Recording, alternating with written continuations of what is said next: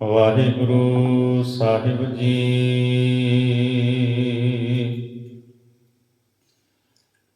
ਸਿਆਮ ਵੇਦ Q ਸੋਧ ਕਰ, ਮਥ ਵੇਦਾਂਤ ਬਿਆਸ ਸੁਣਾਇਆ। ਕਥਨੀ ਬਦਨੀ ਬਾਹਰਾ,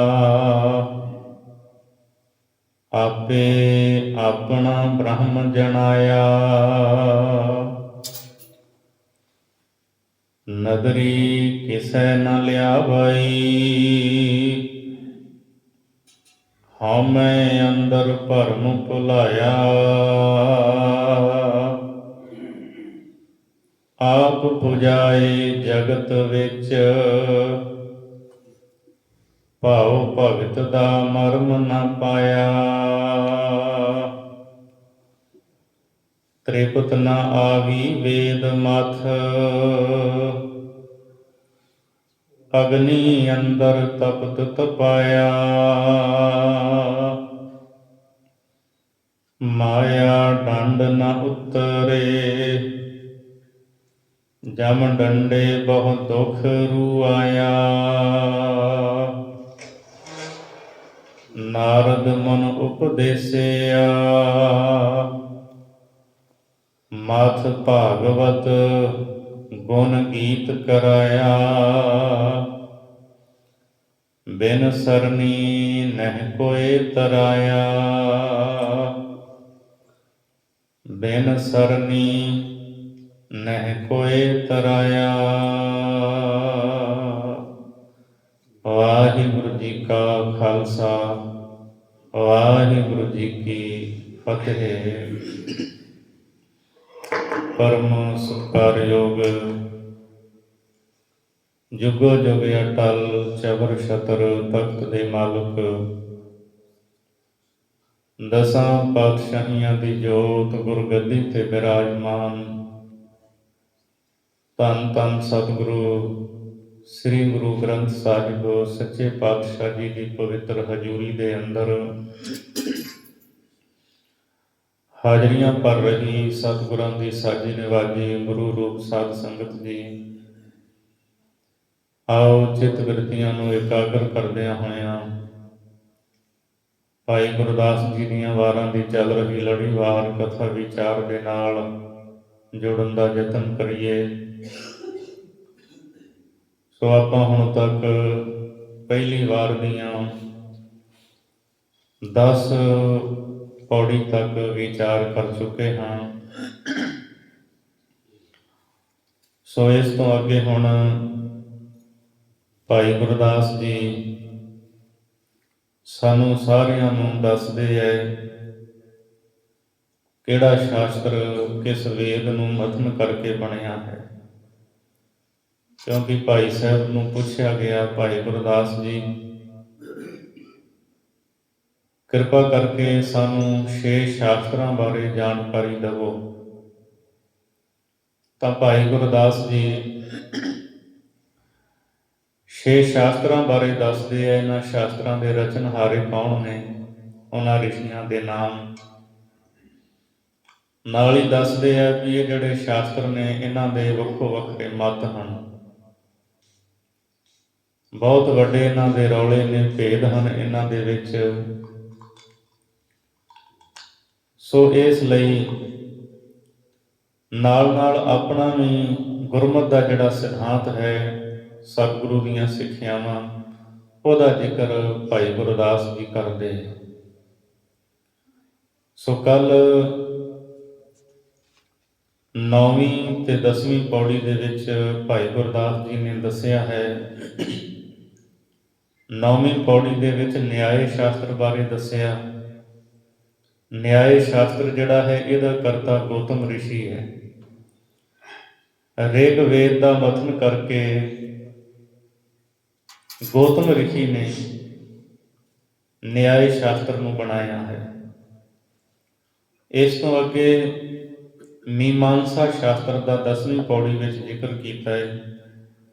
ਜੈਮਨ ਰਿਸ਼ੀ ਨੇ ਮੀਮਾਂਸਾ ਸ਼ਾਸਤਰ ਯਜੁਰਵੇਦ ਇਹਦਾ ਮਥਨ ਕਰਕੇ ਬਣਾਇਆ ਹੈ, ਰਚਿਆ ਹੈ।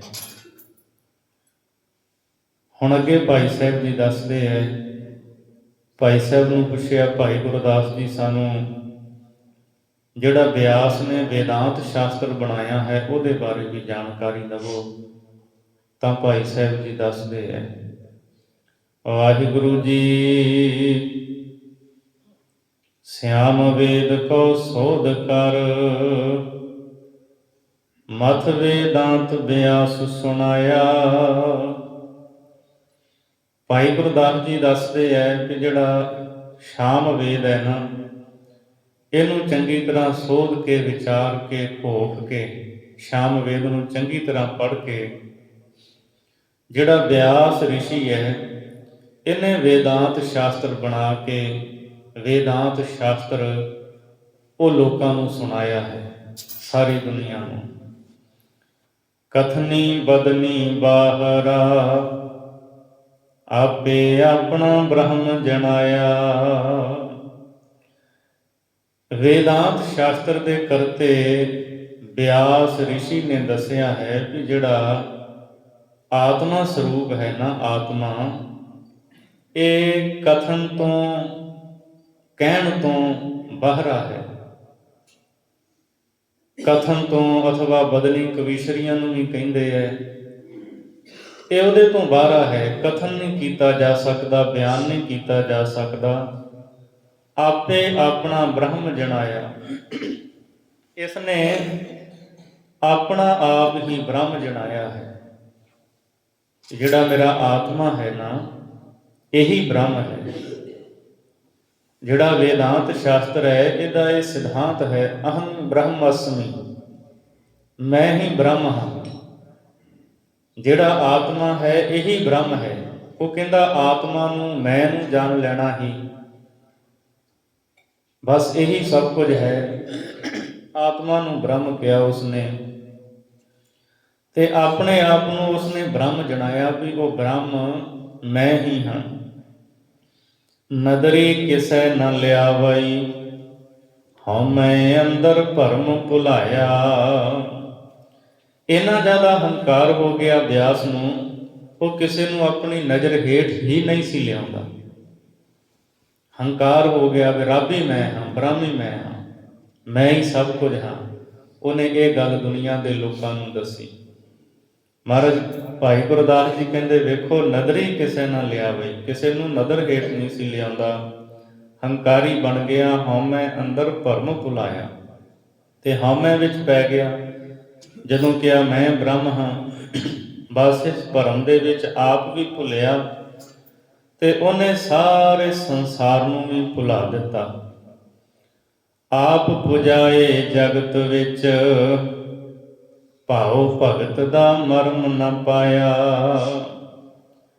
ਵੇਦਾਂਤ ਸ਼ਾਸਤਰ ਨੂੰ ਰਚਣ ਵਾਲਾ ਜਿਹੜਾ ਬਿਆਸ ਹੈ ਨਾ, ਰਿਸ਼ੀ, ਇਹਨੇ ਆਪਣੀ ਪੂਜਾ ਸੰਸਾਰ ਵਿੱਚ ਕਰਾਈ। ਆਪਣੇ ਆਪ ਨੂੰ ਕਹਿੰਦਾ ਸੀ ਮੈਂ ਹੀ ਬ੍ਰਹਮ ਹਾਂ। ਇਹੀ ਦੁਨੀਆ ਦੇ ਲੋਕਾਂ ਨੂੰ ਕਹਿੰਦਾ ਸੀ ਆਤਮਾ ਹੀ ਬ੍ਰਹਮ ਹੈ। ਬਸ ਇਸ ਨੂੰ ਜਾਣਨਾ, ਇਹੀ ਬ੍ਰਹਮ ਦਾ ਜਾਣਨਾ ਹੈ। ਇਹਨੇ ਆਪਣੀ ਪੂਜਾ ਸੰਸਾਰ ਦੇ ਵਿੱਚ ਕਰਾਈ, ਆਪਣੇ ਆਪ ਦੀ ਪੂਜਾ ਕਰਵਾਉਣ ਲੱਗ ਪਿਆ।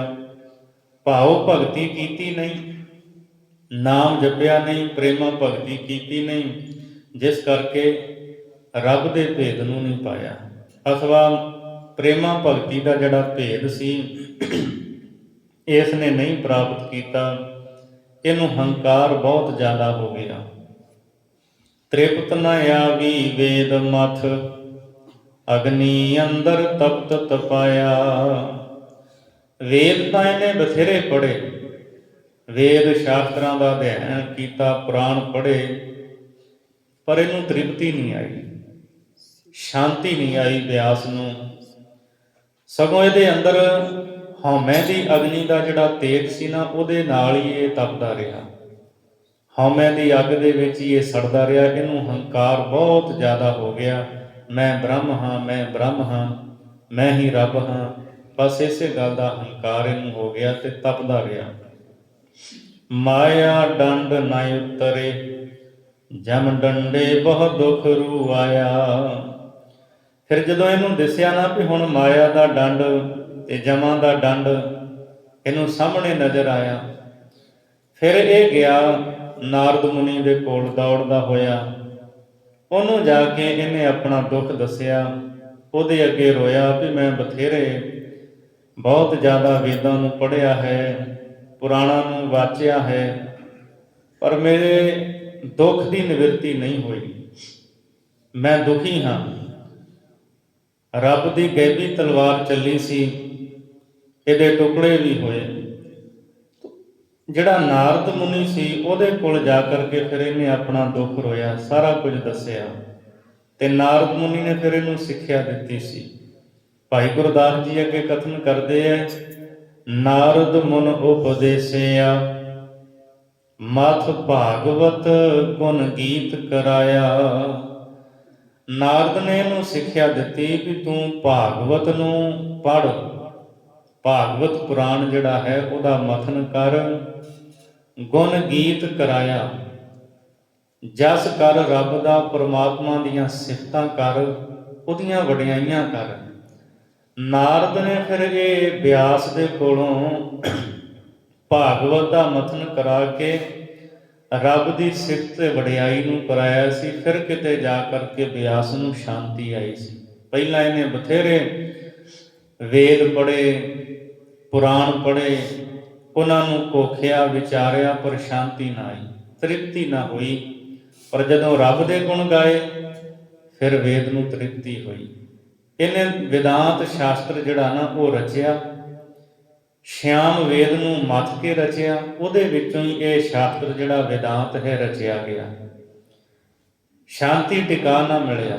ਅਹੰ ਬ੍ਰਹਮ ਅਸਮੀ ਦਾ ਸਿਧਾਂਤ ਆਪ ਉਹਦੇ ਤੇ ਪਹਿਰਾ ਦਿੰਦਾ ਰਿਹਾ, ਲੋਕਾਂ ਨੂੰ ਦੱਸਦਾ ਰਿਹਾ ਵੀ ਬਸ ਆਤਮਾ ਹੀ ਬ੍ਰਹਮ ਹੈ, ਮੈਂ ਹੀ ਬ੍ਰਹਮ ਹਾਂ। ਜਦੋਂ ਅਸੀਂ ਸਤਿਗੁਰੂ ਦੀ ਬਾਣੀ ਪੜ੍ਹਦੇ ਹਾਂ ਤਾਂ ਬਾਣੀ ਦੇ ਵਿੱਚ ਤਾਂ ਮਹਾਰਾਜ ਨੇ ਦਾਸਾ ਭਾਵ ਧਾਰਿਆ ਹੈ, ਤੇ ਜਿਹੜਾ ਪ੍ਰਮਾਤਮਾ ਦੇ ਵਿੱਚ ਅਭੇਦ ਹੋਣ ਵਾਲਾ ਸਤਿਪੁਰਸ਼ ਹੈ ਨਾ, ਉਹ ਦਾਸਾਂ ਭਾਵ ਧਾਰ ਕੇ ਹੀ ਪ੍ਰਭੂ ਪਰਮਾਤਮਾ ਦੇ ਵਿੱਚ ਅਭੇਦ ਹੁੰਦਾ ਹੈ। ਜਦੋਂ ਅਸੀਂ ਤਵਾਰੀਖ ਨੂੰ ਵਾਚਦੇ ਹਾਂ, ਜਿਹੜੇ 4 ਭਗਤ ਆਏ ਸੀ ਧੰਨ ਗੁਰੂ ਅਰਜੁਨ ਦੇਵ ਸੱਚੇ ਪਾਤਸ਼ਾਹ ਮਹਾਰਾਜ ਦੇ ਕੋਲ, ਜਦ ਸ੍ਰੀ ਅੰਮ੍ਰਿਤਸਰ ਸਾਹਿਬ ਰਾਮਸਰ ਦੀ ਧਰਤੀ ਤੇ ਗੁਰੂ ਅਰਜੁਨ ਦੇਵ ਮਹਾਰਾਜ ਜੀ ਗੁਰੂ ਗ੍ਰੰਥ ਸਾਹਿਬ ਜੀ ਦੀ ਸੰਪਾਦਨਾ ਕਰਵਾ ਰਹੇ ਸਨ। ਗੁਰੂ ਸਾਹਿਬਾਨ ਦੀ ਬਾਣੀ, ਗੁਰਸਿੱਖਾਂ ਦੀ, ਪਰਮੇਸ਼ਰ ਦੇ ਪਿਆਰੇ ਭਗਤਾਂ ਦੀ, ਭੱਟਾਂ ਦੀ ਬਾਣੀ ਸਤਿਗੁਰੂ ਨੇ ਦਰਜ ਕਰਵਾਈ। ਭਾਈ ਗੁਰਦਾਸ ਜੀ ਲਿਖਾਰੀ ਲੱਗੇ ਤਾਂ ਉਦੋਂ ਲਾਹੌਰ ਤੋਂ 4 ਭਗਤ ਆਏ ਸੀ। ਉਹਨਾਂ ਨੇ ਕਿਹਾ ਸੀ ਵੀ ਜਿਹੜੇ ਭਗਤ ਦੁਨੀਆ ਤੋਂ ਜਾ ਚੁੱਕੇ ਨੇ, ਤੁਸੀਂ ਉਹਨਾਂ ਦੀ ਬਾਣੀ ਵੀ ਇਸ ਗ੍ਰੰਥ ਦੇ ਵਿੱਚ ਦਰਜ ਕਰਦੇ ਹੋ ਤੇ ਸਾਡੀ ਬਾਣੀ ਵੀ ਵਿੱਚ ਦਰਜ ਕਰੋ। ਕਾਨਾ, ਪੀਲੂ, ਛੱਜੂ ਤੇ ਸ਼ਾਹ ਹੁਸੈਨ, ਇਹ 4 ਆਏ ਸੀ। ਗੁਰੂ ਅਰਜਨ ਦੇਵ ਮਹਾਰਾਜ ਨੇ ਕਿਹਾ ਕਿ ਚਲੋ ਤੁਸੀਂ ਰਾਤ ਵਿਸ਼ਰਾਮ ਕਰੋ, ਸਵੇਰੇ ਜੋ ਤੁਹਾਡੀ ਬਾਣੀ ਹੋਵੇਗੀ ਸੁਣਾਂਗੇ। ਜਦੋਂ ਅਗਲੇ ਦਿਨ ਮਹਾਰਾਜ ਨੇ ਕਿਹਾ ਵੀ ਹਾਂ ਤੁਸੀਂ ਆਪਣੇ ਬੋਲ ਸੁਣਾਓ, ਆਪਣੀ ਬਾਣੀ ਸੁਣਾਓ, ਤਾਂ ਸਭ ਤੋਂ ਪਹਿਲਾਂ ਜਿਹੜਾ ਕਾਨਾ ਭਗਤ ਸੀ ਇਹ ਬੋਲਿਆ, ਉਹੀ ਰੇ ਮੈਂ ਉਹੀ ਰੇ, ਜਾ ਕੋ ਵੇਦ ਪੁਰਾਨ ਸਭ ਗਾਵੇ, ਖੋਜਤ ਖੋਜ ਨਾ ਕੋਈ ਰੇ। ਬ੍ਰਹਮਾ ਵਿਸ਼ਨ ਮਹੇਸ਼ ਅਰਾਧ ਹੈ, ਸਭ ਕਰਦੇ ਜਾ ਕੀ ਸੇਵਾ ਰੇ। ਕਹੇ ਕਾਨਾ ਮਮ ਆਸ ਸਰੂਪ ਹੈ, ਅਪਰੰਪਰ ਅਲਖ ਅਪੇਵਾਰੇ। ਐਸੇ ਬੋਲ ਇਹਨੇ ਸੁਣਾਏ। ਇਹਨੇ ਕਿਹਾ ਮੈਂ ਉਹੀ ਹਾਂ, ਬ੍ਰਹਮ ਹਾਂ, ਜਿਹਨੂੰ ਵੇਦ ਪੁਰਾਣ ਗਾਉਂਦੇ ਹੈ, ਜਿਹਨੂੰ ਸਾਰੇ ਲੱਭਦੇ ਫਿਰਦੇ ਹੈ। ਐਸਾ ਮੇਰਾ ਸਵਰੂਪ ਹੈ ਜਿਹਦਾ ਭੇਦ ਨਹੀਂ ਪਾਇਆ ਜਾ ਸਕਦਾ। ਜਦੋਂ ਇਸ ਨੇ ਆਪਣੇ ਬੋਲ ਸੁਣਾਏ ਤਾਂ ਪੰਚਮ ਪਾਤਸ਼ਾਹ ਗੁਰੂ ਅਰਜਨ ਦੇਵ ਮਹਾਰਾਜ ਜੀ ਕਹਿਣ ਲੱਗੇ, ਕਾਨਾ ਤੇਰੇ ਇਹ ਜਿਹੜੇ ਬੋਲ ਨੇ ਇਹ ਗੁਰਬਾਣੀ ਦੇ ਸਿਧਾਂਤ ਦੇ ਮੁਤਾਬਕ ਨਹੀਂ ਹਨ, ਗੁਰਬਾਣੀ ਅਨੁਕੂਲ ਨਹੀਂ ਹਨ। ਤੇਰੇ ਇਹਨਾਂ ਬੋਲਾਂ ਨੂੰ ਗੁਰੂ ਗ੍ਰੰਥ ਸਾਹਿਬ ਦੇ ਵਿੱਚ ਦਰਜ ਨਹੀਂ ਕੀਤਾ ਜਾ ਸਕਦਾ।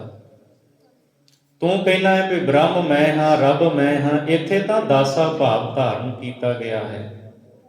ਆਪਣੇ ਆਪ ਨੂੰ ਸੇਵਕਾਂ ਦਾ ਸੇਵਕ ਕਿਹਾ ਗਿਆ ਹੈ। ਇਸ ਗੁਰੂ ਗ੍ਰੰਥ ਸਾਹਿਬ ਜੀ ਦੇ ਵਿੱਚੋਂ ਆਵਾਜ਼ ਆਵੇਗੀ, ਮੋਕਉ ਕੀਜੈ ਦਾਸ ਦਾਸ ਦਾਸਨ ਕੋ ਹਰਦਇਆ ਧਾਰ ਜਗਨਨਾਥ। ਹੇ ਪ੍ਰਭੂ, ਆਪਣੇ ਸੇਵਕਾਂ ਦਾ ਸੇਵਕ ਅੱਗੇ ਉਹਨਾਂ ਦਾ ਸੇਵਕ ਮੈਨੂੰ ਬਣਾ ਲੈ। ਇੱਥੇ ਤੁਹਾਨੂੰ ਪੜ੍ਹਨ ਨੂੰ ਮਿਲੇਗਾ ਨਾਨਕ ਦਾਸ ਇਹ ਸੁਖ ਮੰਗੈ, ਮੋਹ ਕਰ ਸੰਤਨ ਕੀ ਤੂਰੇ। हे ਪ੍ਰਭੂ, ਮੈਂ ਤੇਰਾ ਦਾਸ ਸੇਵਕ ਕੇ ਸੁਖ ਮੰਗਦਾ ਹਾਂ, ਤੇਰੇ ਪਿਆਰੇ ਸੰਤ ਜਨਾਂ ਦੀ ਚਰਨ ਧੂੜ ਮੈਨੂੰ ਮਿਲੇ। ਇੱਥੇ ਤਾਂ ਨਿਮਰਤਾ ਧਾਰਨ ਕੀਤੀ ਗਈ ਹੈ। ਤੇਰੇ ਬੋਲਾਂ ਦੇ ਵਿੱਚ ਹੰਕਾਰ ਹੈ। ਮੈਂ ਬ੍ਰਹਮ ਹਾਂ, ਮੈਂ ਹੀ ਸਭ ਕੁਝ ਹਾਂ, ਸਾਰੇ ਮੈਨੂੰ ਲੱਭਦੇ ਫਿਰਦੇ ਹੈ। ਇਸ ਲਈ ਤੇਰੀ ਬਾਣੀ ਨੂੰ, ਤੇਰੇ ਬੋਲਾਂ ਨੂੰ ਗੁਰੂ ਗ੍ਰੰਥ ਸਾਹਿਬ ਵਿੱਚ ਦਰਜ ਨਹੀਂ ਕੀਤਾ ਜਾਵੇਗਾ। ਸੋ ਇਹ ਜਿਹੜਾ ਬਿਆਸ ਰਿਸ਼ੀ ਹੈ ਨਾ, ਇਹਨੇ ਜਿਹੜਾ ਵੇਦਾਂਤ ਸ਼ਾਸਤਰ ਬਣਾਇਆ, ਇਹਦਾ ਇਹੀ ਸਿਧਾਂਤ ਹੈ ਵੀ ਮੈਂ ਹੀ ਬ੍ਰਹਮ ਹਾਂ। ਜਦੋਂ ਮੈਂ ਹੀ ਬ੍ਰਹਮ ਹਾਂ, ਹੰਕਾਰ ਆਇਆ ਅੰਦਰ, ਨਿਮਰਤਾ ਆਈ ਨਾ। ਬਥੇਰੇ ਵੇਦ ਸ਼ਾਸਤਰ ਪੜ੍ਹੇ ਪਰ ਸ਼ਾਂਤੀ ਨਾ ਆਈ। ਫਿਰ ਨਾਰਦ ਮੁਨੀ ਕੋ ਗਿਆ ਤੇ ਫਿਰ ਉਹਨੇ ਉਪਦੇਸ਼ ਦਿੱਤਾ, ਰੱਬ ਦੇ ਗੁਣ ਗਾ।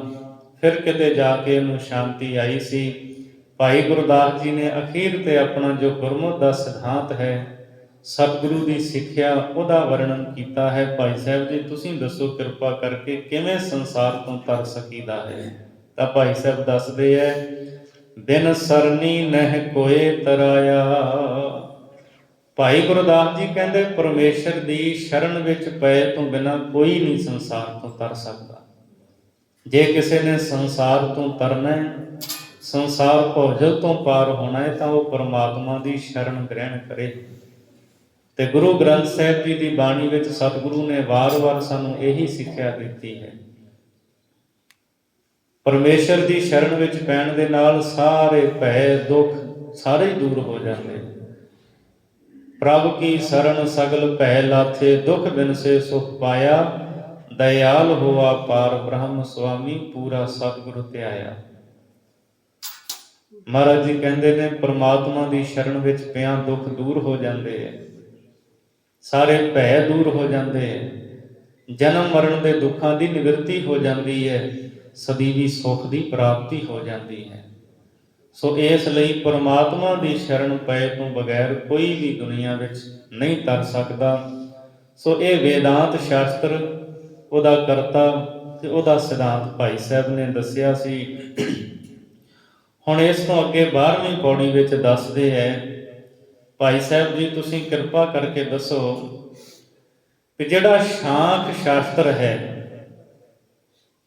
ਇਹਨੂੰ ਕਿਸ ਨੇ ਲਿਖਿਆ, ਇਹਦਾ ਕੀ ਸਿਧਾਂਤ ਹੈ। ਸਾਨੂੰ ਸ਼ਾਂਖ ਸ਼ਾਸਤਰ ਬਾਰੇ ਵੀ ਜਾਣਕਾਰੀ ਦਿਓ। ਤਾਂ ਭਾਈ ਸਾਹਿਬ ਜੀ ਦੱਸਦੇ ਹੈ, ਦੁਆਪਰ ਜੁਗ ਬੀਤਤ ਭਏ, ਕਲ ਜੁਗ ਕੇ ਸਿਰ ਛਤਰ ਫਿਰਾਈ। ਭਾਈ ਗੁਰਦਾਸ ਜੀ, ਜਦੋਂ ਦੁਆਪਰ ਯੁੱਗ ਬਤੀਤ ਹੋ ਗਿਆ, ਲੰਘ ਗਿਆ, ਤਾਂ ਫਿਰ ਸਮੇਂ ਦੇ ਵਿੱਚ ਕੀ ਬਦਲਾਅ ਆਇਆ। ਭਾਈ ਸਾਹਿਬ ਜੀ ਕਹਿੰਦੇ, ਸੁਣੋ, ਜਦੋਂ ਦੁਆਪਰ ਯੁੱਗ ਬਤੀਤ ਹੋ ਗਿਆ, ਲੰਘ ਗਿਆ, ਕਲਯੁਗ ਕੇ ਸਿਰ ਛਤਰ ਫਿਰਾਈ। ਫਿਰ ਕਲਯੁਗ ਦੇ ਸਿਰ ਦੇ ਉੱਤੇ ਛਤਰ ਫਿਰਨ ਲੱਗ ਪਿਆ। ਕਲਯੁਗ ਦਾ ਸਮਾਂ ਆ ਗਿਆ, ਦੁਆਪਰ ਲੰਘ ਗਿਆ, ਕਲਯੁਗ ਦੇ ਸਮੇਂ ਨੇ ਜ਼ੋਰ ਪਾ ਲਿਆ। ਵੇਦ ਅਥਰਵਣ ਥਾਪਿਆ, ਉੱਤਰ ਮੁਖ ਗੁਰਮੁਖ ਗੁਣ ਗਾਈ। ਜਦੋਂ ਕਲਯੁਗ ਦਾ ਸਮਾਂ ਆ ਗਿਆ, ਫਿਰ ਜਿਹੜਾ ਅਥਰਵਣ ਵੇਦ ਹੈ ਨਾ, ਉਹਦੀ ਰੀਤੀ ਮਰਿਆਦਾ ਲੋਕਾਂ ਨੇ ਸਥਾਪਿਤ ਕਰ ਲਈ। ਵੇਦ ਅਥਰਵਣ ਥਾਪਿਆ, ਜਿਵੇਂ ਅਥਰਵਣ ਵੇਦ ਵਿੱਚ ਦੱਸਿਆ, ਲੋਕ ਉਸ ਤਰ੍ਹਾਂ ਕਰਨ ਲੱਗ ਪਏ। ਉੱਤਰ ਮੁਖ ਗੁਰਮੁਖ ਗੁਣ ਗਾਈ, ਤੇ ਜਿਹੜੇ ਗੁਰਮੁਖ ਸਨ, ਕੋਈ ਭਜਨੀਕ ਸਨ, ਭਜਨ ਕਰਨ ਵਾਲੇ, ਉਹ ਉੱਤਰ ਵੱਲ ਮੁਖ ਕਰਦੇ ਸੀ। ਅਥਰਵਣ ਵੇਦ ਦੇ ਦੱਸੇ ਮੁਤਾਬਕ ਉੱਤਰ ਵੱਲ ਮੁਖ ਕਰਕੇ ਤੇ ਫਿਰ ਉਹ ਰੱਬ ਦੇ ਗੁਣ ਗਾਇਆ ਕਰਦੇ ਸਨ। ਜਦੋਂ ਕਲਯੁਗ ਆਇਆ, ਅਥਰਵਣ ਵੇਦ ਦੀਆਂ ਸਿੱਖਿਆਵਾਂ ਨੂੰ ਲੋਕ ਮੰਨਦੇ ਰਹੇ, ਉੱਤਰ ਵੱਲ ਮੁਖ ਕਰ ਕਰਕੇ ਗੁਣ ਗਾਉਂਦੇ ਰਹੇ। ਕਪਲ ਰਖੀ ਸੁਰ ਸਾਂਗ ਸਾਖ ਮਥ, ਅਥਰਵਣ ਵੇਦ ਕੀ ਰਿਚਾ ਸੁਣਾਈ। ਭਾਈ ਗੁਰਦਾਸ ਜੀ ਕਹਿੰਦੇ, ਦੁਨੀਆ ਦੇ ਲੋਕੋ, ਜਿਹੜਾ ਨਾ ਕਪਲ ਰਿਸ਼ੀ, ਇਸ ਕਪਲ ਰਿਸ਼ੀ ਨੇ ਅਥਰਵਣ ਵੇਦ ਨੂੰ ਚੰਗੀ ਤਰ੍ਹਾਂ ਪੜ੍ਹ ਕੇ, ਘੋਖ ਕੇ, ਸ਼ਾਂਖ ਸ਼ਾਸਤਰ ਬਣਾਇਆ ਤੇ ਅਥਰਵਣ ਵੇਦ ਦੀਆਂ ਜਿਹੜੀਆਂ ਰਿਚਾਂ ਸਨ, ਸ਼ਰੂਤੀ, ਉਹ ਇਹਨੇ ਗਾਇਨ ਕੀਤੀਆਂ। ਵੇਦ 4 ਹਨ ਤੇ ਸ਼ਾਸਤਰ ਜਿਹੜੇ ਨੇ ਉਹ ਖਾਲਸਾ ਜੀ 6 ਹਨ। ਤੇ ਜਿਹੜਾ ਸ਼ਾਸਤਰ ਹੈ, ਵੈਸ਼ੇਖਕ ਹੈ ਤੇ ਪਤੰਜਲ, ਜਿਹਨੂੰ ਯੋਗ ਦਰਸ਼ਨ ਕਹਿੰਦੇ ਆ, ਇਹ ਜਿਹੜੇ 3 ਸ਼ਾਸਤਰ ਨੇ ਇਹ ਅਥਰਵਣ ਵੇਦ ਨੂੰ ਘੋਖ ਕੇ ਬਣਾਏ ਗਏ, ਰਚੇ ਗਏ ਰਿਸ਼ੀਆਂ ਵੱਲੋਂ। ਜਿਹੜੇ ਬਾਕੀ 3 ਨੇ ਨਾ, ਜਿਨ੍ਹਾਂ ਦੀ ਆਪਾਂ ਗੱਲ ਕਰ ਚੁੱਕੇ ਹਾਂ, ਨਿਆਏ ਹੈ, ਮੀਮਾਂਸਾ ਤੇ ਵੇਦਾਂਤ, ਇਹ ਇੱਕ ਇੱਕ ਵੇਦ ਨੂੰ ਘੋਖ ਕੇ ਬਣਾਇਆ ਗਿਆ ਹੈ। ਜਿਹੜਾ ਨਿਆਏ ਸ਼ਾਸਤਰ ਹੈ, ਇਹ ਰਿਗ ਵੇਦ ਨੂੰ ਮਥਨ ਕਰਕੇ ਇਸ ਸ਼ਾਸਤਰ ਨੂੰ ਬਣਾਇਆ ਗਿਆ, ਗੌਤਮ ਰਿਸ਼ੀ ਨੇ ਬਣਾਇਆ। ਮੀਮਾਂਸਾ ਸ਼ਾਸਤਰ ਜੁਜਰ ਵੇਦ ਨੂੰ ਘੋਖ ਕੇ ਵਿਚਾਰ ਕੇ ਜੈਮਨ ਰਿਸ਼ੀ ਨੇ ਬਣਾਇਆ। ਵੇਦਾਂਤ ਸ਼ਾਸਤਰ ਜਿਹੜਾ ਹੈ, ਇਹ ਸ਼ਾਮ ਵੇਦ ਨੂੰ ਮੱਥ ਕੇ ਬਿਆਸ ਨੇ ਬਣਾਇਆ। ਤੇ ਜਿਹੜਾ ਸ਼ਾਂਖ ਸ਼ਾਸਤਰ ਹੈ ਨਾ, ਇਹ ਬਣਾਇਆ ਕਪਿਲ ਰਿਸ਼ੀ ਨੇ, ਤੇ ਇਹ ਅਥਰਵਣ ਵੇਦ ਨੂੰ ਮੱਥ ਕੇ ਬਣਾਇਆ ਹੈ। ਸੋ ਭਾਈ ਸਾਹਿਬ ਜੀ ਕਹਿੰਦੇ ਜਿਹੜਾ ਕਪਿਲ ਰਿਸ਼ੀ ਹੈ ਨਾ, ਇਹਨੇ ਅਥਰਵਣ ਵੇਦ ਦੀਆਂ ਰਿਚਾਂ ਸੁਣਾਈਆਂ ਨੇ। ਅਥਰਵਣ ਵੇਦ ਨੂੰ ਪੜ੍ਹ ਕੇ, ਵਾਚ ਕੇ, ਤੇ ਇਹਨੇ ਸ਼ਾਂਖ ਸ਼ਾਸਤਰ ਜਿਹੜਾ ਹੈ ਉਹ ਬਣਾਇਆ ਹੈ। ਗਿਆਨ ਮਹਾਰਸ ਪੀਅ ਕੈ ਸਿਮਰੈ ਨਿਤ ਅਨਿਤ ਨਿਆਈ। ਇਹ ਜਿਹੜਾ ਸ਼ਾਂਖ ਸ਼ਾਸਤਰ ਦਾ ਕਰਤਾ ਹੈ ਨਾ, ਕਪਿਲ ਰਿਸ਼ੀ, ਇਹਨੇ ਲੋਕਾਂ ਨੂੰ ਇਹ ਗੱਲ ਦੱਸੀ ਹੈ ਵੀ ਜਿਹੜਾ ਗਿਆਨ ਹੈ ਇਹੀ ਮਹਾਰਸ ਹੈ। ਗਿਆਨ ਮਹਾਰਸ ਨੂੰ ਹੀ ਉਹ ਅੰਮ੍ਰਿਤ ਕਹਿੰਦਾ ਹੈ। ਕਹਿੰਦਾ ਇਸ ਗਿਆਨ ਮਹਾਰਸ ਅੰਮ੍ਰਿਤ ਨੂੰ ਪੀ ਕੇ ਨਿਤ ਅਨਿਤ ਦਾ ਨਿਰਣਾ ਕਰੇ, ਸੱਚ ਤੇ ਝੂਠ ਦਾ, ਸਾਰ ਤੇ ਅਸਾਰ ਦਾ ਨਿਤਾਰਾ ਕਰੇ। ਸੱਚ ਕੀ ਹੈ, ਝੂਠ ਕੀ ਹੈ, ਇਹਦਾ ਨਿਰਣਾ ਹੀ ਕਰੋ। ਇਹ ਗਿਆਨ ਨੂੰ ਹੀ ਸਭ ਕੁਝ ਮੰਨਦਾ ਹੈ ਜਿਹੜਾ ਸ਼ਾਂਖ ਸ਼ਾਸਤਰ ਵਾਲਾ ਹੈ। ਗਿਆਨ ਬਿਨਾ ਨਹਿ ਪਾਈਐ ਜੇ ਕੋਈ ਕੋਟ ਯਤਨ ਕਰ ਧਾਈ।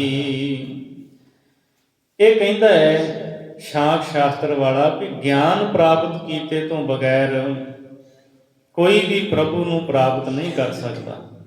ਭਾਵੇਂ ਕੋਈ ਕਰੋੜਾਂ ਯਤਨ ਕਰੇ, ਸਿਰਫ ਨਿਤ ਤੇ ਅਨਿਤ ਦਾ ਨਿਰਣਾ ਕਰਨਾ, ਉਹ ਕਹਿੰਦਾ ਇਹ ਜਿਹੜਾ ਗਿਆਨ ਹੈ ਨਾ, ਨਿਤ ਅਨਿਤ ਦਾ ਨਿਰਣਾ, ਇਹੀ ਸਭ ਕੁਝ ਹੈ।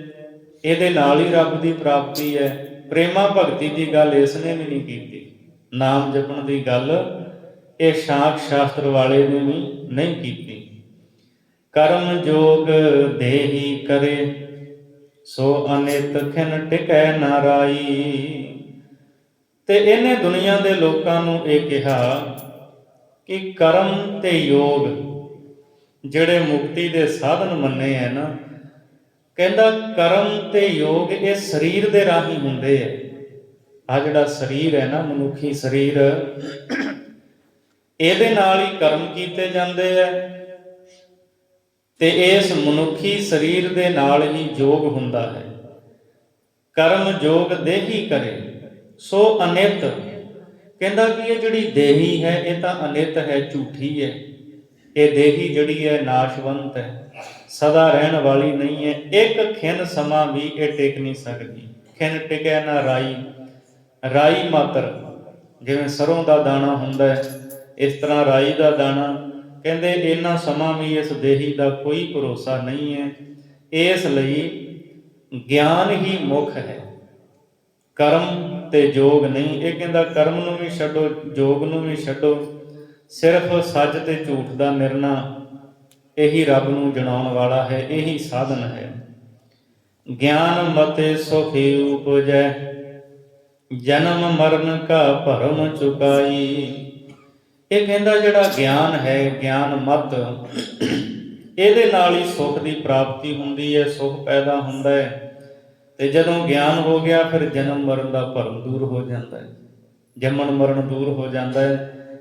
ਕਪਿਲ ਰਿਸ਼ੀ ਸ਼ਾਂਖ ਸ਼ਾਸਤਰ ਵਾਲਾ, ਉਹਦਾ ਮਤ ਜਿਹੜਾ ਹੈ ਭਾਈ ਗੁਰਦਾਸ ਨੇ ਦੱਸਿਆ ਹੈ ਵੀ ਉਹਦਾ ਇਹ ਸਿਧਾਂਤ ਹੈ। ਤੇ ਭਾਈ ਸਾਹਿਬ ਨੂੰ ਪੁੱਛੀਏ, ਭਾਈ ਸਾਹਿਬ ਜੀ ਤੁਸੀਂ ਆਪਣਾ ਸਿਧਾਂਤ ਦੱਸੋ, ਤਾਂ ਭਾਈ ਸਾਹਿਬ ਦੱਸਦੇ ਨੇ ਗੁਰਮੁਖ ਗਿਆਨੀ ਸਹਿਜ ਸਮਾਈ। ਭਾਈ ਸਾਹਿਬ ਜੀ ਕਹਿੰਦੇ ਜਿਹੜਾ ਗੁਰਮੁਖ ਹੈ ਤੇ ਫਿਰ ਗਿਆਨੀ ਵੀ ਹੈ। ਕੱਲੇ ਗਿਆਨ ਦੇ ਨਾਲ ਨਹੀਂ ਗੱਲ ਬਣਦੀ, ਗਿਆਨ ਦੇ ਨਾਲ ਨਾਲ ਗੁਰਮੁਖ ਵੀ ਹੋਵੇ, ਭਗਤੀ ਕਰਨ ਵਾਲਾ, ਨਾਮ ਜਪਣ ਵਾਲਾ, ਪਰਮੇਸ਼ਰ ਦੀ ਬੰਦਗੀ ਇਬਾਦਤ ਕਰਨ ਵਾਲਾ ਹੋਵੇ।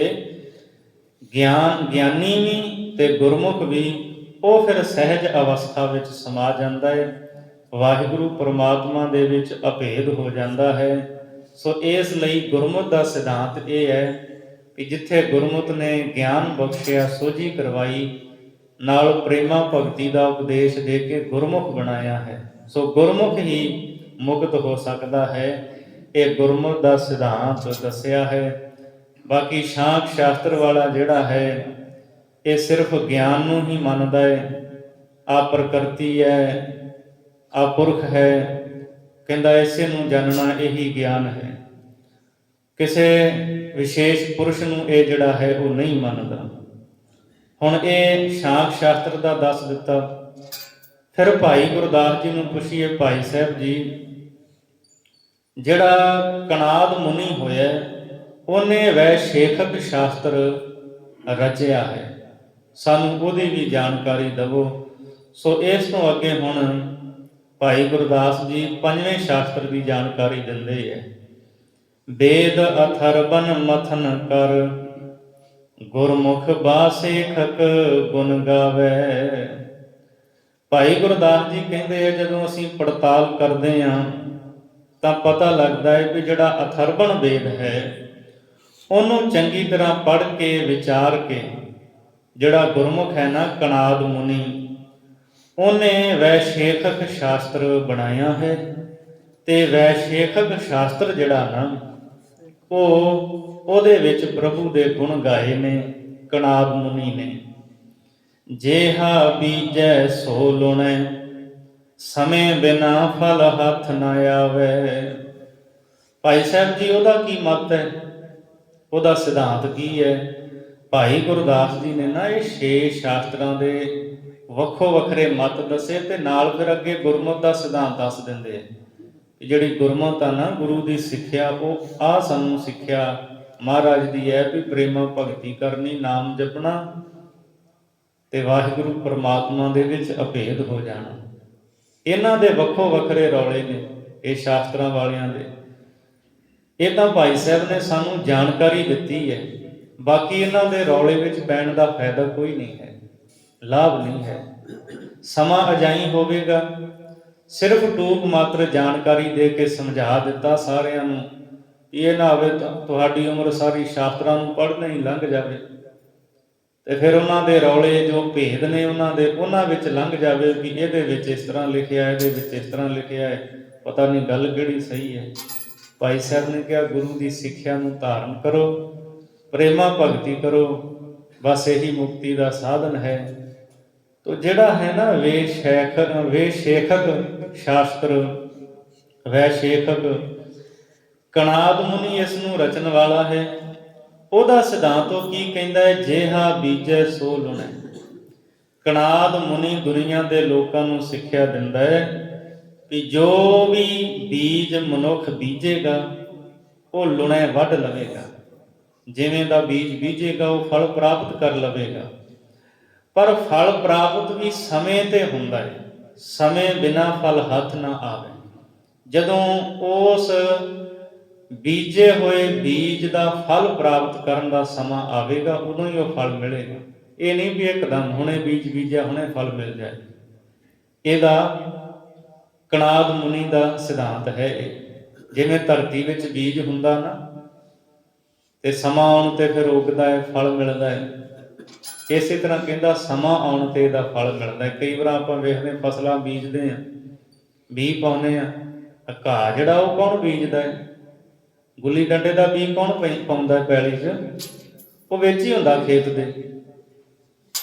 ਜਦੋਂ ਸਮਾਂ ਆਉਂਦਾ ਹੈ ਉਦੋਂ ਫਿਰ ਉਹ ਕਣਕ ਦੇ ਨਾਲ ਹੀ ਉੱਗ ਹੁੰਦਾ ਹੈ। ਉਹਦੇ ਵਾਸਤੇ ਤੁਸੀਂ ਆ ਸਪਰੇਅ ਤੇ ਆਦਿ ਕਰਦੇ ਹੋ। ਤਾਂ ਬੀਜ ਪਿਆ ਹੋਇਆ, ਜਦੋਂ ਸਮਾਂ ਆਉਂਦਾ ਨਾ ਫਿਰ ਉਹਦਾ ਫਲ ਮਿਲ ਜਾਂਦਾ ਹੈ। ਇਹ ਕਣਾਦ ਮੁਨੀ ਦਾ ਸਿਧਾਂਤ ਹੈ। ਨਾਲ ਹੀ ਉਹ ਦੁਨੀਆ ਦੇ ਲੋਕਾਂ ਨੂੰ ਦੱਸਦਾ ਹੈ, ਹੁਕਮੈ ਅੰਦਰ ਸਭ ਕੋ ਮੰਨੈ ਹੁਕਮ ਸੋ ਸਹਿਜ ਸਮਾਵੈ। ਉਹਨੇ ਇਸ ਤਰ੍ਹਾਂ ਮੰਨਿਆ ਕਿ ਸਭ ਕੁਝ ਪਰਮਾਤਮਾ ਦੇ ਹੁਕਮ ਦੇ ਵਿੱਚ ਹੋ ਰਿਹਾ ਹੈ, ਤੇ ਜਿਹੜਾ ਉਹਦਾ ਹੁਕਮ ਮੰਨ ਲਵੇਗਾ ਉਹ ਬੰਦਾ ਗਿਆਨਵਾਨ ਹੋ ਜਾਵੇਗਾ, ਉਹ ਗਿਆਨ ਵਿੱਚ ਸਮਾ ਜਾਵੇਗਾ। ਆਪੋ ਕਛੂ ਨਾ ਹੋਵਈ ਬੁਰਾ ਭਲਾ ਨਹਿ ਮਨ ਵਸਾਵੈ। ਫਿਰ ਉਹਦਾ ਸਿਧਾਂਤ ਇਹ ਹੈ, ਉਹ ਕਹਿੰਦਾ ਸਭ ਕੁਝ ਉਸ ਮਾਲਕ ਦੀ ਰਜ਼ਾ ਵਿੱਚ ਠੀਕ ਹੈ, ਉਸ ਬਾਰੇ ਬੁਰਾ ਤੇ ਭਲਾ ਮਨ ਵਿੱਚ ਨਾ ਲਿਆਵੇ ਵੀ ਆ ਰੱਬ ਨੇ ਬੁਰਾ ਕਰ ਦਿੱਤਾ, ਆ ਰੱਬ ਨੇ ਭਲਾ ਕਰ ਦਿੱਤਾ। ਕਹਿੰਦਾ ਇਹ ਗੱਲਾਂ ਜਿਹੜੀਆਂ ਨਾ ਇਹ ਮਨ ਵਿੱਚ ਨਾ ਲਿਆਉਣਾ ਕਰੇ। ਕਣਾਦ ਮੁਨੀ ਕਹਿੰਦਾ ਹੈ, ਜੈਸਾ ਕਰ ਤੈਸਾ ਲਹੈ ਰੇਖ ਕਣਾਦਿਕ ਭਾਖ ਸੁਣਾਵੇ। ਕਣਾਦ ਰਿਖੀ ਕਹਿ ਕੇ ਦੁਨੀਆ ਦੇ ਲੋਕਾਂ ਨੂੰ ਬੋਲ ਕੇ ਸੁਣਾਉਂਦਾ ਵੀ ਜਿਵੇਂ ਦਾ ਕੋਈ ਕਰੇਗਾ ਉਵੇਂ ਦਾ ਫਲ ਪਾ ਲਵੇਗਾ। ਸਤਿਯੁਗ ਕਾ ਅਨਿਆਏ ਸੁਣ ਇੱਕ ਫੇੜੇ ਸਭ ਜਗਤ ਮਰਾਵੇ। ਭਾਈ ਗੁਰਦਾਸ ਜੀ ਨੂੰ ਪੁੱਛਿਆ, ਭਾਈ ਸਾਹਿਬ ਜੀ ਤੁਸੀਂ ਦੱਸੋ ਵੀ ਜਿਹੜਾ ਵੈਸ਼ੇਖਕ ਸ਼ਾਸਤਰ ਹੈ ਕਣਾਦ ਮੁਨੀ ਇਹਨੂੰ ਰਚਣ ਵਾਲਾ, ਇਹਨੇ ਕੋਈ ਯੁੱਗਾਂ ਬਾਬਤ ਵੀ ਆਪਣੀ ਗੱਲ ਦੱਸੀ ਹੈ, ਇਹਦਾ ਮਤ ਕੀ ਹੈ, ਯੁੱਗਾਂ ਬਾਬਤ ਇਹ ਕੀ ਮੰਨਦਾ ਹੈ? ਭਾਈ ਸਾਹਿਬ ਜੀ ਕਹਿੰਦੇ ਹਾਂ ਉਹ ਵੀ ਦੱਸਦੇ ਆ। ਜਿਵੇਂ ਪਹਿਲਾਂ ਪ੍ਰਚਲਿਤ ਖਿਆਲ ਸੀ ਨਾ ਵੀ ਸਤਿਯੁਗ ਦੇ ਵਿੱਚ ਕੋਈ ਇੱਕ ਗਲਤ ਕੰਮ ਕਰਦਾ ਸੀ, ਸਾਰਾ ਦੇਸ਼ ਹੀ ਉਹਦੀ ਸਜ਼ਾ ਪਾਉਂਦਾ ਸੀ, ਤੇ ਫਿਰ ਉਸ ਤੋਂ ਬਾਅਦ ਤ੍ਰੇਤੇ ਵਿੱਚ ਕੋਈ ਇੱਕ ਗਲਤ ਕੰਮ ਕਰਦਾ ਸੀ, ਸਾਰੀ ਨਗਰੀ ਪੀੜੀ ਜਾਂਦੀ ਸੀ। ਦੁਆਪਰ ਵਿੱਚ ਕੋਈ ਗਲਤ ਕਰਦਾ ਸੀ, ਵੰਸ਼ ਜਿਹੜੀ ਸੀ ਸਾਰੀ ਵੰਸ਼ ਨੂੰ ਸਜ਼ਾ ਮਿਲਦੀ ਸੀ। ਪਰ ਕਲਯੁਗ ਦੇ ਵਿੱਚ ਜਿਹੜਾ ਹੈ ਜੋ ਕਰੇਗਾ ਉਹੀ ਭਰੇਗਾ। ਸੋ ਜਿਹੜਾ ਨਾ ਕਣਾਦ ਮੁਨੀ ਉਹ ਇਹ ਗੱਲ ਕਹਿੰਦਾ ਹੈ, ਸਤਿਯੁਗ ਕਾ ਅਨਿਆਏ ਸੁਣ। ਉਹ ਕਹਿੰਦਾ ਦੁਨੀਆ ਦੇ ਲੋਕੋ ਜਿਹੜਾ ਸਤਿਯੁਗ ਸੀ ਨਾ ਉਹਦੇ ਵਿੱਚ ਅਨਿਆਂ ਸੀ, ਉਹਦਾ ਅਨਿਆਂ ਸੁਣੋ, ਕਿਉਂਕਿ ਗਲਤੀ ਇੱਕ ਕਰਦਾ ਸੀ ਸਜ਼ਾ ਦੂਜਿਆਂ ਨੂੰ ਵੀ ਮਿਲਦੀ ਸੀ। ਇਹ ਅਨਿਆਂ ਸੀ ਕਹਿੰਦਾ ਸਤਿਯੁਗ ਦਾ। ਕਹਿੰਦਾ ਸਤਿਯੁਗ ਦੇ ਵਿੱਚ ਨਿਆਂ ਨਹੀਂ ਸੀ, ਲੋਕਾਂ ਨਾਲ ਅਨਿਆਂ ਹੁੰਦਾ ਸੀ, ਗਲਤੀ ਕੋਈ ਇੱਕ ਕਰਦਾ ਸੀ, ਇੱਕ ਫੇੜੇ ਸਭ ਜਗਤ ਮਰਾਵੇ। ਕੋਈ ਇੱਕ ਕੁਕਰਮ ਗਲਤ ਕੰਮ ਕਰਦਾ ਸਾਰੇ ਦੇਸ਼ ਨੂੰ ਸਜ਼ਾ ਮਿਲਦੀ ਸੀ, ਸਾਰਿਆਂ ਨੂੰ ਮਾਰਿਆ ਜਾਂਦਾ ਸੀ। ਤ੍ਰੇਤੇ ਨਗਰੀ ਪੀੜੀਐ ਦੁਆਪਰ ਵੰਸ ਕੁਵੰਸ ਕੁਹਾਵੇ। ਕਣਾਦ ਮੁਨੀ ਕਹਿੰਦਾ ਵੀ ਤ੍ਰੇਤੇ ਦੇ ਵਿੱਚ ਕੋਈ ਕੁਕਰਮ ਕਰਦਾ ਸੀ ਤਾਂ ਸਾਰੀ ਨਗਰੀ ਨੂੰ ਸਜ਼ਾ ਮਿਲਦੀ ਸੀ, ਸਾਰਾ ਨਗਰ ਹੀ ਪੀੜਿਆ ਜਾਂਦਾ ਸੀ। ਜਿਵੇਂ ਰਾਵਣ ਨੇ ਸੀਤਾ ਨੂੰ ਚੁੱਕ ਕੇ ਲੈ ਗਿਆ, ਸਾਰੀ ਨਗਰੀ ਨੂੰ ਹੀ ਸਜ਼ਾ ਮਿਲੀ, ਲੰਕਾ ਹੀ ਉਜੜ ਗਈ ਸਾਰੀ। ਸੋ ਤ੍ਰੇਤੇ ਵਿੱਚ ਨਗਰੀ ਪੀੜੀ ਜਾਂਦੀ ਸੀ।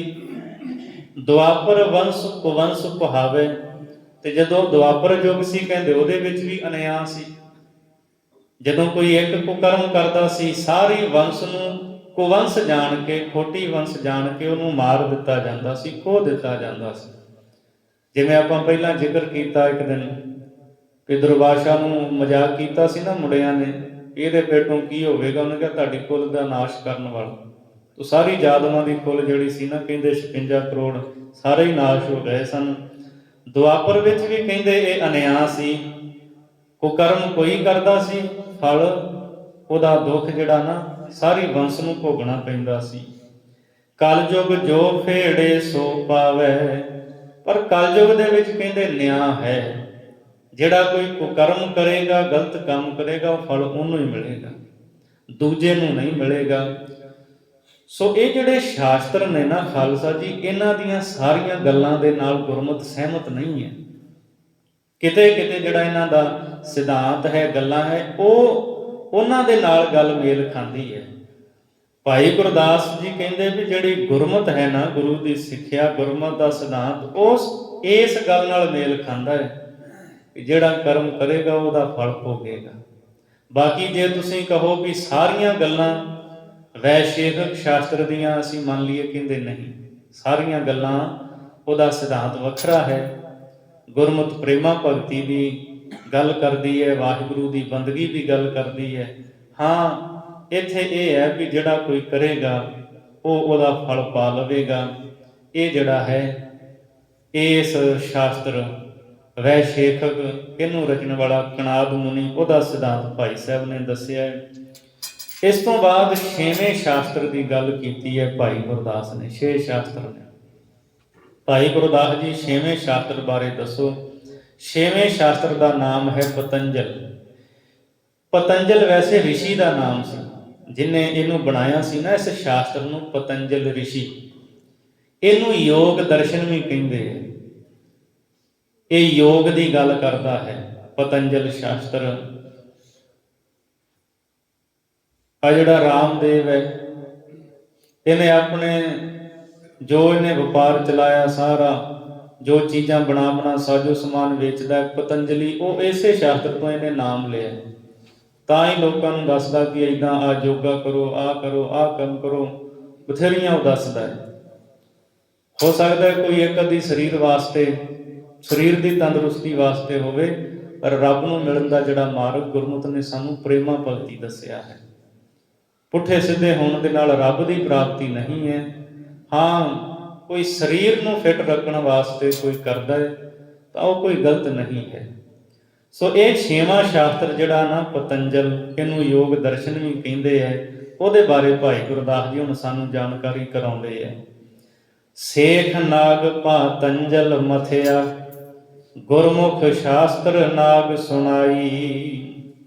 ਭਾਈ ਗੁਰਦਾਸ ਜੀ ਕਹਿੰਦੇ ਵੀ ਜਿਹੜਾ ਸ਼ੇਸ਼ ਨਾਗ ਹੈ, ਨਾਗਾਂ ਦੇ ਵਿੱਚੋਂ ਇਹਨੂੰ ਗੁਰਮੁਖ ਸ਼੍ਰੋਮਣੀ ਮੰਨਿਆ। ਤੇ ਜਿਹੜਾ ਪਤੰਜਲੀ ਰਿਸ਼ੀ ਹੋਇਆ ਨਾ, ਕਹਿੰਦੇ ਵੀ ਇਹ ਸ਼ੇਸ਼ ਨਾਗ ਦਾ ਅਵਤਾਰ ਹੋਇਆ। ਸ਼ੇਸ਼ ਨਾਗ ਦਾ ਅਵਤਾਰ ਬਣ ਕੇ ਪਤੰਜਲ ਰਿਸ਼ੀ ਜਿਹੜਾ ਹੈ, ਇਹਨੇ ਪਤੰਜਲ ਸ਼ਾਸਤਰ ਜਿਹੜਾ ਹੈ ਉਹ ਰਚਿਆ ਹੈ। ਵੇਦ ਅਥਰਵਣ ਬੋਲਿਆ, ਜੋਗ ਬਿਨਾ ਨਹਿ ਭਰਮ ਚੁਕਾਈ। ਇਹ ਜਿਹੜਾ ਪਤੰਜਲ ਰਿਸ਼ੀ ਹੈ, ਇਹਨੇ ਜਿਹੜਾ ਸ਼ਾਸਤਰ ਬਣਾਇਆ ਪਤੰਜਲ ਸ਼ਾਸਤਰ ਯੋਗ ਦਰਸ਼ਨ, ਇਹਦੇ ਵਿੱਚ ਅਥਰਵਣ ਵੇਦ ਦੀਆਂ ਸ਼ਰੂਤੀਆਂ ਨੂੰ ਬੋਲਿਆ ਹੈ। ਇਹਨੇ ਵੀ ਪਤੰਜਲ ਸ਼ਾਸਤਰ ਜਿਹੜਾ ਹੈ ਉਹ ਅਥਰਵਣ ਵੇਦ ਨੂੰ ਪੜ੍ਹ ਕੇ ਘੋਖ ਕੇ ਬਣਾਇਆ ਹੈ। ਵੇਦ ਅਥਰਵਣ ਬੋਲਿਆ, ਜੋਗ ਬਿਨਾ ਨਹਿ ਭਰਮ ਚੁਕਾਈ। ਪਤੰਜਲ ਰਿਸ਼ੀ ਇਹ ਗੱਲ ਕਹਿੰਦਾ ਹੈ ਕਿ ਯੋਗ ਤੋਂ ਬਿਨਾਂ ਜਿਹੜਾ ਨਾ ਭਰਮ ਨਹੀਂ ਮਿਟਦਾ। ਉਹ ਕਹਿੰਦਾ ਯੋਗ ਸਾਧਨਾ ਕਰੋ, ਯੋਗਾ ਕਰੋ। ਉਹ ਯੋਗ ਦੀ ਗੱਲ ਕਰਦਾ ਹੈ। ਜਿਉ ਕਰ ਮੈਲੀ ਆਰਸੀ, ਸਿਕਲ ਬਿਨਾ ਨਹਿ ਮੁਖ ਦਿਖਾਈ। ਪਤੰਜਲੀ ਕਹਿੰਦਾ ਹੈ ਕਿ ਜਿਵੇਂ ਸ਼ੀਸ਼ਾ ਮੈਲਾ ਹੋਵੇ ਤੇ ਉਹਨੂੰ ਸਾਫ਼ ਕੀਤੇ ਤੋਂ ਬਿਨਾਂ, ਉਹਨੂੰ ਲਿਸ਼ਕਾਏ ਤੋਂ ਬਿਨਾਂ ਮੁਖ ਨਹੀਂ ਨਜ਼ਰ ਆਉਂਦਾ। ਕਹਿੰਦਾ ਇਸੇ ਤਰ੍ਹਾਂ ਮਨੁੱਖੀ ਮਨ ਜਿਹੜਾ ਨਾ ਉਹ ਮੈਲਾ ਹੈ। ਕਹਿੰਦਾ ਮਨੁੱਖੀ ਮਨ ਮੈਲਾ ਹੈ ਤੇ ਜਿਹੜਾ ਯੋਗ ਪਦਾਰਥ ਹੈ ਨਾ ਇਹ ਪਵਿੱਤਰ ਹੈ, ਨਿਰਮਲ ਹੈ। ਦੱਸਦਾ ਹੈ ਅੱਗੇ, ਜੋਗ ਪਦਾਰਥ ਨਿਰਮਲਾ, ਅਨਹਦ ਧੁਨ ਅੰਦਰ ਲਿਵ ਲਾਈ। ਪਤੰਜਲੀ ਕਹਿੰਦਾ ਵੀ ਜਿਹੜਾ ਕੋਈ ਯੋਗ ਕਰਦਾ ਹੈ, ਇਹ ਜਿਹੜਾ ਯੋਗ ਪਦਾਰਥ ਕਹਿੰਦਾ ਇਹ ਪਵਿੱਤਰ ਸ਼ੁੱਧ ਵਸਤੂ ਹੈ। ਤੇ ਯੋਗ ਕਰਨ ਵਾਲਾ ਜਦੋਂ ਇਹਦੇ ਵਿੱਚ ਸਫਲ ਹੁੰਦਾ ਹੈ, ਫਿਰ ਅਨਹਦ ਧੁਨੀ ਜਿਹੜੀ ਹੈ ਉਹਨੂੰ ਸੁਣਦੀ ਹੈ। ਤੇ ਅਨਹਦ ਧੁਨ ਜਿਹੜੀ ਹੈ ਨਾ, ਦਸਮ ਦੁਆਰ ਅੰਦਰ ਫਿਰ ਲਿਵ ਲਾਇਆ ਹੀ ਉਸ ਨੂੰ ਪ੍ਰਾਪਤ ਹੁੰਦੀ ਹੈ। ਯੋਗ ਕਰਦਾ ਕਰਦਾ ਕਹਿੰਦਾ ਜਦੋਂ ਦਸਮ ਦੁਆਰ ਦੇ ਵਿੱਚ ਆਪਣੇ ਉਤਸ਼ਾਹ ਚੜਾ ਲੈਂਦਾ ਹੈ, ਕਹਿੰਦਾ ਫਿਰ ਉੱਥੇ ਅਨਹਦ ਧੁਨੀ ਜਿਹੜੀ ਹੈ ਇਹਨੂੰ ਸੁਣਦੀ ਹੈ। ਨਾਲ ਇਹਨੇ ਫਲ ਵੀ ਦੱਸਿਆ ਪਤੰਜਲ ਨੇ। ਅਸ਼ਟ ਦਸਾ ਸਿਧ ਨੌ ਨਿਧ, ਗੁਰਮੁਖ ਜੋਗੀ ਚਰਨ ਲਗਾਈ। ਪਤੰਜਲੀ ਕਹਿੰਦਾ ਕਿ ਜਿਹੜੀਆਂ ਅਸ਼ਟ ਦਸਾ, ਅਸ਼ਟ 8 ਤੇ ਦਸਾ 10, 18 ਜਿਹੜੀਆਂ ਸਿੱਧੀਆਂ ਨੇ ਤੇ 9 ਨਿਧੀਆਂ ਨੇ। 18 ਸਿੱਧੀਆਂ 9 ਨਿਧੀਆਂ ਦੇ ਜਿਹੜੇ ਖਜ਼ਾਨੇ ਨੇ ਉਹ ਗੁਰਮੁਖ ਜੋਗੀ ਦੇ ਚਰਨੀ ਆ ਲੱਗਦੇ ਆ। ਜਿਹੜਾ ਯੋਗ ਸਾਧਨਾ ਵਿੱਚ ਸਫਲ ਹੋ ਜਾਂਦਾ ਹੈ, ਇਹਦੇ ਵਿੱਚ ਸਫਲਤਾ ਨੂੰ ਪ੍ਰਾਪਤ ਕਰ ਲੈਂਦਾ ਹੈ, ਉਹਨੂੰ 18 ਸਿੱਧੀਆਂ ਤੇ 9 ਨਿਧੀਆਂ ਦੇ ਕਹਿੰਦਾ ਖਜ਼ਾਨੇ ਮਿਲ ਜਾਂਦੇ ਹੈ। ਨਾਲ ਹੋਰ ਵੀ ਦੱਸਦਾ ਹੈ, ਤ੍ਰਿਹੋ ਯੁਗਾਂ ਕੀ ਬਾਸਨਾ, ਕਲ ਯੁਗ ਵਿੱਚ ਪਤੰਜਲ ਪਾਈ। ਇਹ ਕਹਿੰਦਾ ਵੀ ਜਦੋਂ ਬੰਦਾ ਲਿਵ ਲਾ ਲੈਂਦਾ ਨਾ, ਦਸਮ ਦੁਆਰ ਦੇ ਵਿੱਚ ਸਵਾਸ ਚੜਾ ਲੈਂਦਾ, ਪਹੁੰਚ ਜਾਂਦਾ ਉੱਥੇ। ਪਤੰਜਲੀ ਕਹਿੰਦਾ ਹੈ ਵੀ ਜੋ ਤਿੰਨਾਂ ਯੁੱਗਾਂ ਦੇ ਵਿੱਚ ਵਾਸ਼ਨਾ ਹੁੰਦੀ ਨਾ ਮਨ ਦੇ ਵਿੱਚ ਵੀ ਆਹ ਫਲ ਮਿਲੇ ਮੈਨੂੰ, ਆਹ ਮਿਲੇ ਤੇ ਨਹੀਂ ਮਿਲਿਆ। ਕਹਿੰਦਾ ਜੇ ਤੁਸੀਂ ਯੋਗ ਕਰ ਲਿਆ ਨਾ, ਤਿੰਨਾਂ ਯੁੱਗਾਂ ਦੇ ਵਿੱਚ ਜੋ ਚਾਹੁੰਦੇ ਸੀ ਫਲ ਉਹ ਤੁਸੀਂ ਪਾ ਲਵੋਗੇ। ਇਹ ਪਤੰਜਲ ਰਿਸ਼ੀ ਦਾ ਸਿਧਾਂਤ ਹੈ। ਤੋ ਇਹ ਭਾਈ ਗੁਰਦਾਸ ਨੇ ਪਤੰਜਲ ਰਿਸ਼ੀ ਦਾ ਸਿਧਾਂਤ ਜਿਹੜਾ ਨਾ ਯੋਗ ਦਰਸ਼ਨ ਸ਼ਾਸਤਰ ਦਾ ਨਾਮ ਹੈ। ਪਤੰਜਲ ਸ਼ਾਸਤਰ ਵੀ ਕਹਿ ਦਿੰਦੇ ਆ, ਯੋਗ ਦਰਸ਼ਨ ਵੀ ਕਹਿ ਦਿੰਦੇ, ਇੱਕੋ ਹੀ ਗੱਲ, ਦੋ ਤਿੰਨ ਨਾਂ ਨੇ ਇਸ ਦੇ।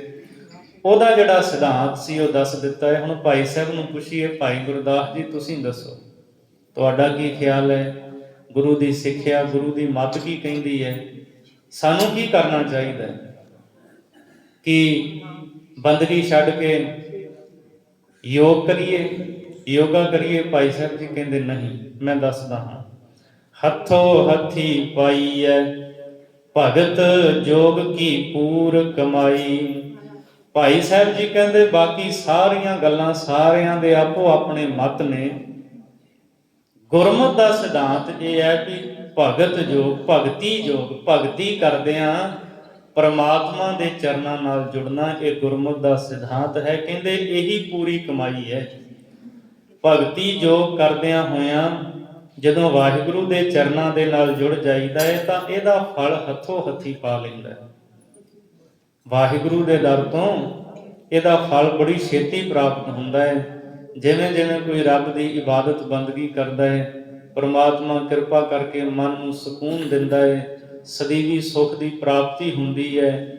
ਹਾਂ, ਕੋਈ ਇੱਛਾ ਦੇ ਸਹਿਤ ਕਰਦਾ ਹੈ ਤਾਂ ਉਹਦੀਆਂ ਇੱਛਾਵਾਂ ਵੀ ਪੂਰੀਆਂ ਹੁੰਦੀਆਂ ਨੇ।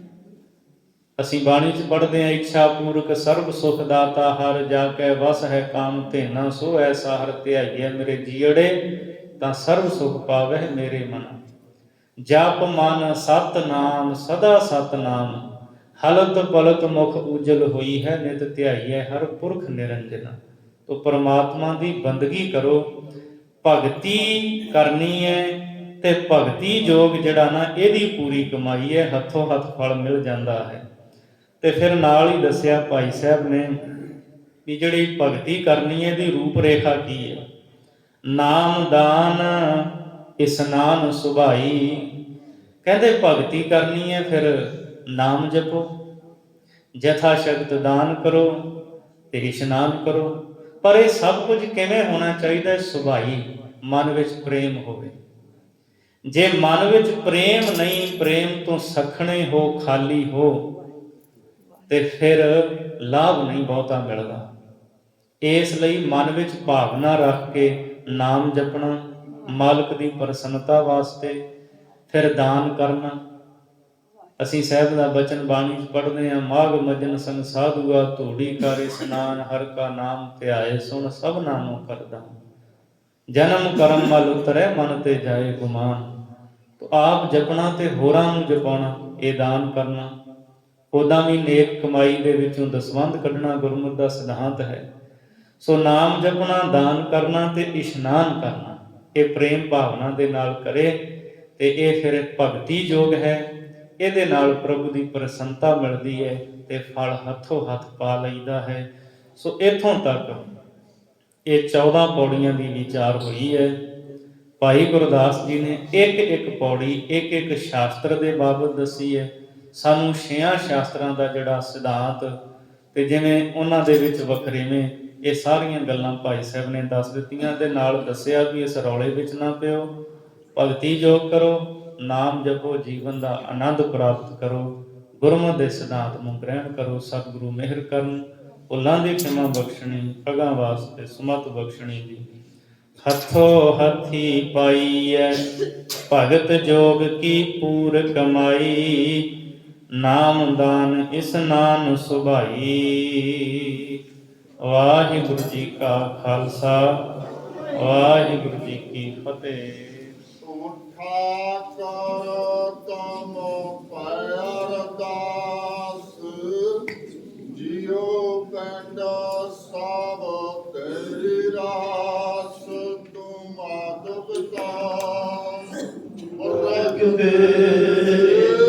ਤੁਮਰੀ ਕਿਰਪਾ ਮੈਂ ਸੁਰਤ ਨੇ, ਜੀ ਕੋਈ ਨ ਜਾਣੇ ਤੁਮਰਾ ਅੰਤ, ਤੁਝ ਤੇ ਉਚਾਪ